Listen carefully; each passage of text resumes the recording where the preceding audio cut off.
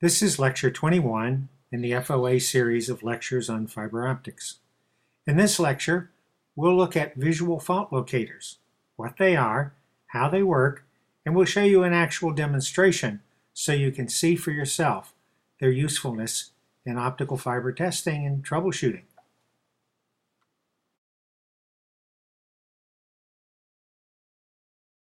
There are two types of visual instruments used with fiber optics. A tracer, which is a low-powered device using a typical LED or maybe even a flashlight bulb, is used with multi-mode cables to trace cables and check polarity. A higher-powered red laser, centered around 650 nanometers, is used for both single-mode and multi-mode fiber because it has enough power that you can both go longer distances than you can with a typical flashlight or LED. Plus, if there's a place in the fiber where there's a large source of light, like a break in a cable or a bend in a cable that's causing high loss, you can actually see it with a visual fault locator. Visual fault locators are great for finding breaks in fibers or sources of high stress loss in fibers that cannot be found in other instruments, for example, an OTDR, which doesn't have the resolution. With the visual fault locator, you can actually visually see the light that's being lost. So if you have a break in a pigtail or in a single fiber jacketed cable, if it's yellow usually, or a fiber in a splice closure, you can see the actual loss location with a visual fault locator so you can more easily correct it.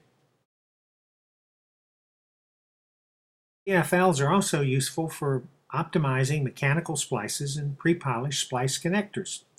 You actually simply move the fibers around in the splice or in the connector until the maximum amount of transmission exists, which you can usually determine by seeing the amount lost in the splice and minimizing that visual loss in the splice.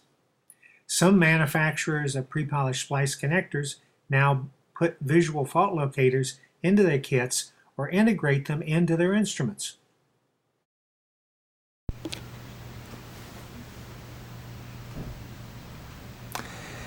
Let's look at how a visual fault locator works.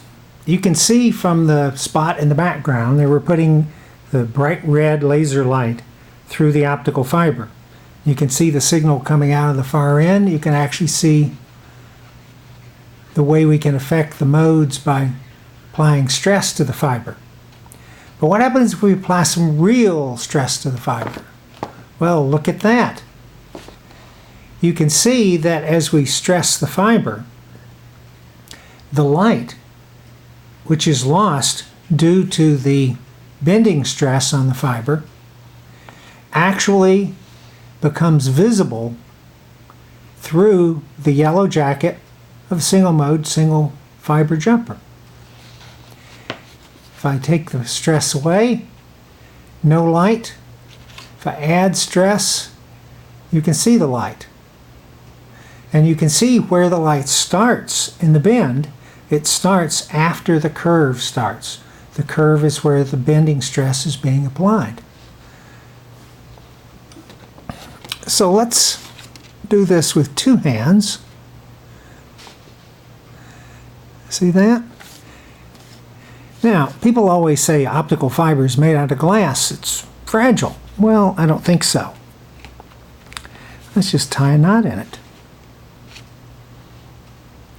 We can certainly see that it's causing stress on the fiber, and it's causing the fiber to lose quite a bit of its light. But if we take the bend out, the light disappears, we're back to normal. There you go. And that's how a visual fault locator actually works.